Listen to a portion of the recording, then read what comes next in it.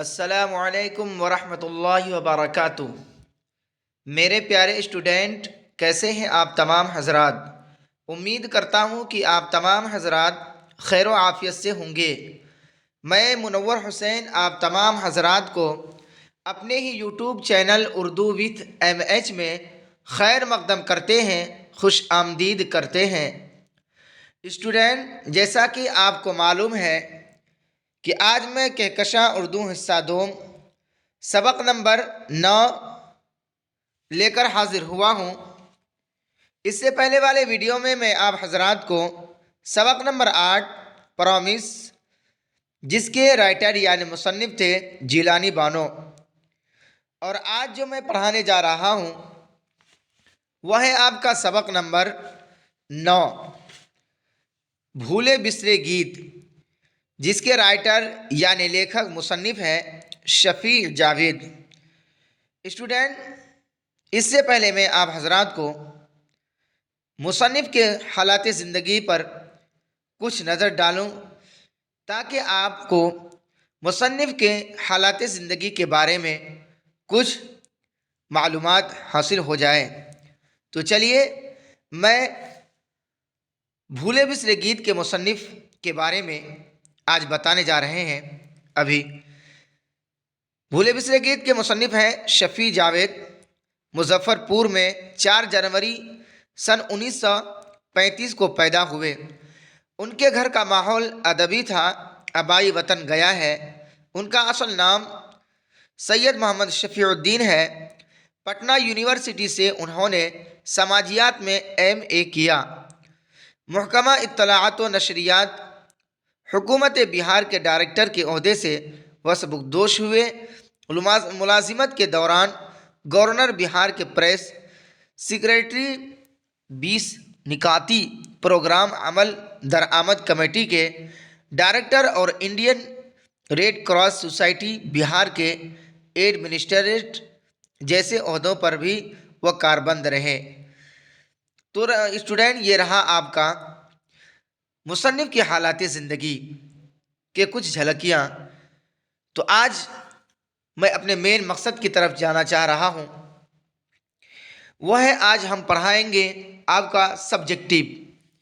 Student, جو student اس سے پہلے والے ویڈیو نہیں دیکھے ہوں تو وہ ڈسکرپشن میں جا کر ضرور دیکھ لیں، وہاں پر اس کا لنک دیا گیا ہے، اور وہ دیکھنا نہ بھولیں کیونکہ آپ کا ایگزام بہت ہی قریب ہے۔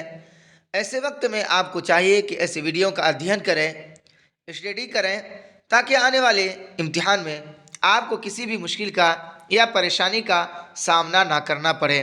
آپ اپنے وقت کو ضائع نہ ہونے دیں۔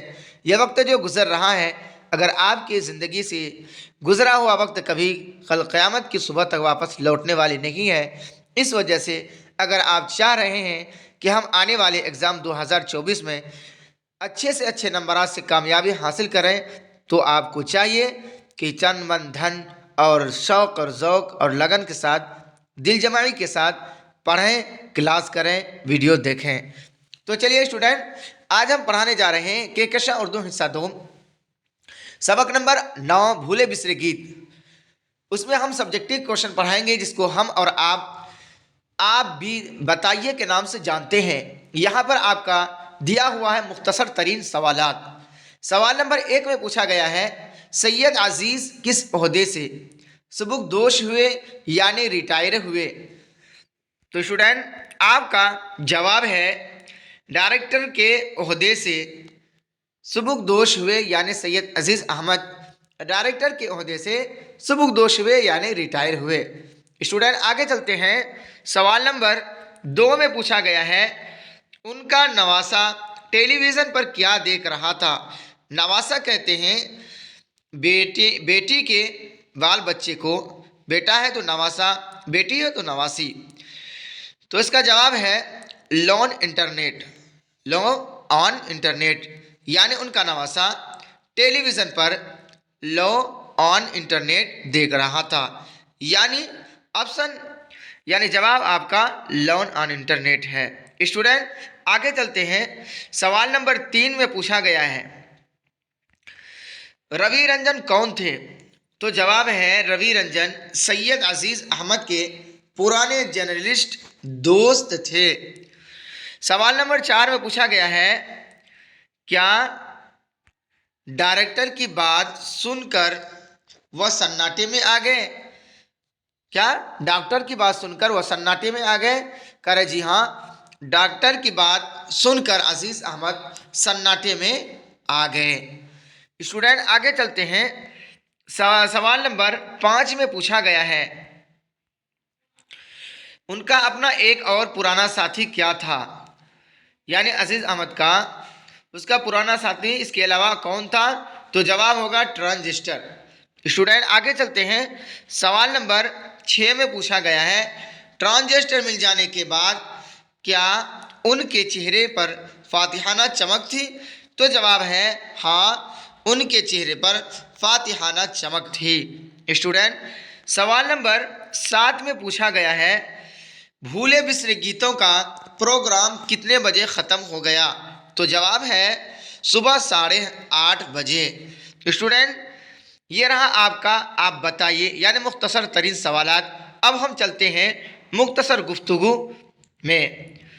इसके अंदर पूछा गया है सवाल नंबर 1 में, डायरेक्टर जनरल सैयद अजीज़ अहमद लोगों के ज़हनों से कैसे फरामोश हो गए, यानी ज़हनों दिमाग से कैसे भुला दिए गए? तो उसका जवाब होगा इसलिए फरामोश हो गए कि लोगों से मिलना जुलना बंद कर दिया, गाड़ी वगैरह रखना छोड़ दिया और वह तन्हाई इख्तियार कर लिया और अपना एक बोर्ड भी लगा दिया। तो सिर्फ और सिर्फ क्या है, अजीज़ अहमद का गरज के। इस नतीजा में लोग सब कुछ भूल गए कि कभी आप डायरेक्टर थे, यहाँ तक कि उनकी ज़ात तक भी भूल गई कि वो भी कोई आदमी यहाँ पर गुजरे हैं, डायरेक्टर थे या अजीज़ अहमद थे। यानी ज़हन दिमाग से जब कोई इंसान किसी से भी मिलना जुलना बंद कर देता है, यानी गोशा नसीनी इख्तियार कर लेता है, तो ऑटोमेटिक हर इंसान के ज़हन दिमाग से, दिलो दिमाग से वो आदमी फरामोश हो जाता है, यानी भुला दिया जाता है। स्टूडेंट आगे चलते हैं। सवाल नंबर 2 में पूछा गया है, वो क्या है, आप डायरेक्टरी की लाश कब तक कांधों पर लिए फिरिएगा, ये बात बीवी ने अजीज़ अहमद से क्यों कही? तो स्टूडेंट जवाब होगा इसलिए कही कि रिटायर होने के बाद बेकार हो गए थे और अक्सर मियाँ बीवी बीमार रहते थे, तंगी में ज़िंदगी बसर हो रही थी और ये जनाब छोटे मोटे काम करने को ऐब और तौहीन समझते थे।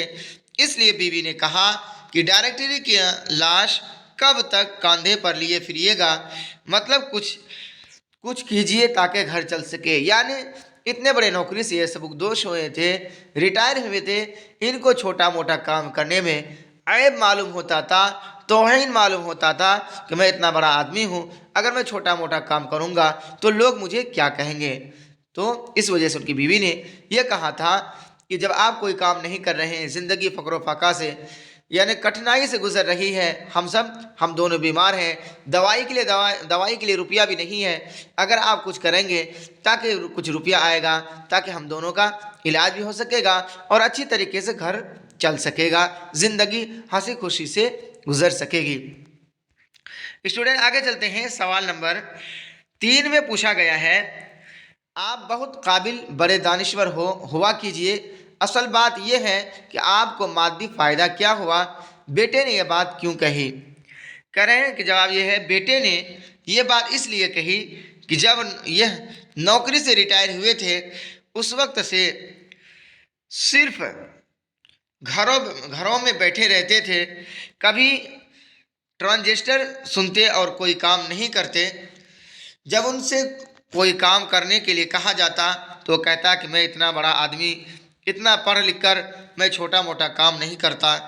इस वजह से उनसे उनके बेटे ने ये बात कही कि आप सिर्फ क्या है, रिटायर डायरेक्टरी का ओहदा अपने सर पर लपेटे हुए अब घर से बाहर नहीं निकलते हैं, आप तौहीन समझते कोई काम करने को, सिर्फ घर में बैठे रहते हैं, تو آپ کا اتنا پڑھ لکھ کر، اتنی بڑی بڑی کتابیں لکھ کر لکھنے سے کیا فائدہ ہے جب آپ کچھ کام نہیں کرتے ہیں، صرف گھروں کے اندر یوں ہی بیٹھے رہتے ہیں؟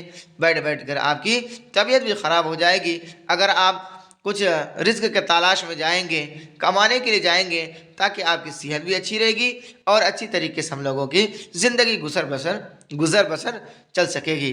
اس وجہ سے ان کے بیٹے نے یہ بات کہی تھی۔ آگے چلتے ہیں، سوال نمبر 4 میں پوچھا گیا ہے، جو اس سبق کا یعنی آج کے سبق کا آخری سوال ہے۔ سوال نمبر 4 میں پوچھا گیا ہے، وہ ٹرانزسٹر کیوں ڈھونڈ رہے تھے؟ جواب ہے، ٹرانزسٹر وہ اس لیے ٹرانزسٹروں کا ڈھونڈ رہے تھے اس لیے کہ ٹرانزسٹر ان کا پرانا ساتھی تھا۔ ٹرانزسٹر سے جو اچھی اچھی باتیں نکلتی تھی وہ اپنے دل کی نیا خانوں میں سنا کرتے تھے، یعنی اس کو جو ٹرانزسٹر سے جو آواز نکلتی تھی، ٹرانزسٹر جو بجتا تھا، وہ اچھی اچھی باتیں اپنے دل کی نیا خانوں میں سنا کرتے تھے تاکہ ان سے ان کی دل بہلے، اور وہ انہی سے دل بہلایا کرتے تھے ٹرانزسٹر سے۔ اس وجہ سے ٹرانزسٹر ڈھونڈ رہے تھے تاکہ وہ ٹرانزسٹر سے میں وہ گفتگو ہو اور ٹرانزسٹر سے وہ اچھی طریقے سے ان کی آواز سن کر اپنے دل کو سکون حاصل کرے۔ اس وجہ سے وہ ٹرانزسٹر ڈھونڈ رہے تھے۔ تو اسٹوڈنٹ، یہ رہا آپ کا آج کا کلاس، یہیں تک۔ اسٹوڈنٹ، میں آپ حضرات کو اپنے ہاتھوں سے لکھ کر بہت ہی محنت کاوش سے آپ حضرات کو پڑھا رہا ہوں، اس وجہ سے، اس سبب سے کہ آپ پڑھیں گے اور آپ اچھے سے اچھے نمبرات سے کامیابی حاصل کر سکیں گے، تاکہ آنے والے ایگزام میں آپ کو کوئی دشواری نہ ہو۔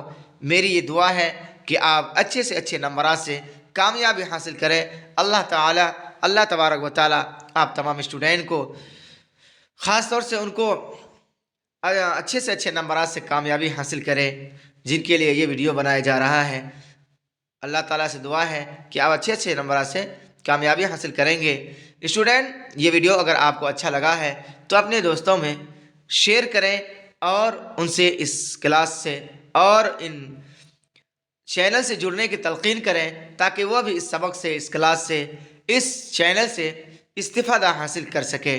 اگر کوئی نئے اسٹوڈنٹ ہو تو وہ سبسکرائب کریں اور بیل آئیکن کو دبانا نہ بھولیں، تاکہ نوٹیفیکیشن ان تک جاتا رہے اور ہر نئے ویڈیو سے وہ استفادہ حاصل کرتا رہے۔ تو چلیے اسٹوڈنٹ، آج کا کلاس یہیں تک سماپت ہو رہا ہے۔